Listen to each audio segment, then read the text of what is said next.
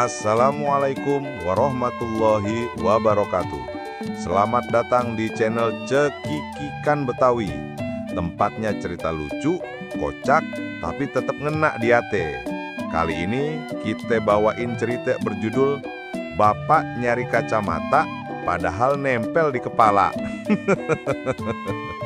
Yuk langsung aja kita mulai. Den, kacamata Bapak kemana lagi sih? Lah, emang tadi Bapak taruh di mana? Kagak tahu. Nih mata udah burem bener. Kagak kelihatan apa-apa. Coba Bapak inget-inget dulu. Bapak habis baca apa tadi? Abis baca apa ya?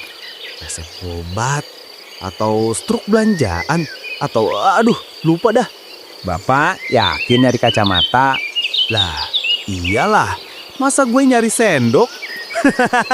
Pak, Apaan sih? Ketawa mulu lah.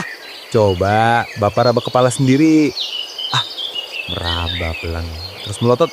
Astaga.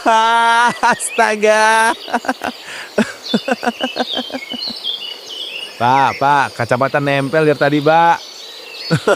Aduh ampun. Ya elah Den. Pantesan kepala berasa agak berat nih.